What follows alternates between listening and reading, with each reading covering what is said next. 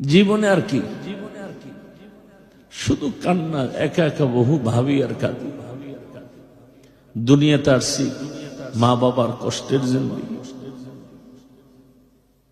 আপনারা তো দেখলেন এখনো বাবা মা বেঁচে আছে, খুবই অসুস্থ, মাও অসুস্থ, কোন দিন হারিয়ে ফেলবো জানা নেই। আমি মাঝে মাঝে বয়ানে বলি, একটা সন্তানের বাবা মা যদি অসুস্থ বিছানায় থাকে, সন্তানের দিল অনেক বড় থাকে, মনে এক সাহস থাকে, মনে হয় একটা গাছের ছায়া আছে। আর যার বাবা মা চলে যায় বড় কষ্টের জন্য, বড় পেরেশান এই জায়গায়। কি করব, মানুষের কাছে চাইতেও বড় লজ্জা পাই। শেষ পর্যন্ত মিটিং করে হুজুরদেরকে নিয়ে, মুরব্বীদের পরামর্শে মোনাজাতের পরে আমি নিজে বলি, একটা লিফলেট নিয়ে যাবেন, কেউ যদি 500 টাকাও পারেন, 1000 পারেন, আপনারা মাদ্রাসার জমিনে একটু শরীক হবেন।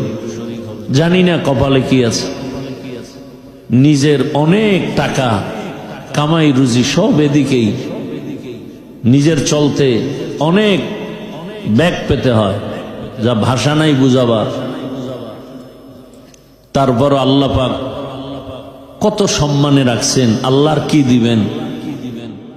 আলহামদুলিল্লাহি রাব্বিল আলামিন।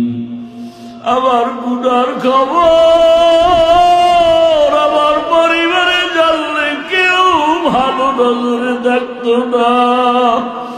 ও আল্লাহ, আপনি তো জানেন, আপনি তো দেখছেন হাতের দ্বারা কত গুনাহ করেছি, চোখের দ্বারা গুনাহ করেছি,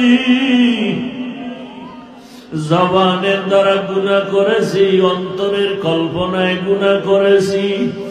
গুনার কারণে দিলটা পাথর, চোখে পানিও নাই। ও আল্লাহ, ময়দানে কত আপনার গোলামের চোখে পানি, আমার চোখে পানি নাই। মনে হয় এই ময়দানে আমি একমাত্র কপাল পোড়া। আমার গুনার কারণে বুঝি আমার ঘরে অশান্তি, আমার গুনার কারণেই বুঝি আমার ঘরে খালি অসুস্থ, আমার গুনার কারণে বুঝি আপনি বেজার, আমার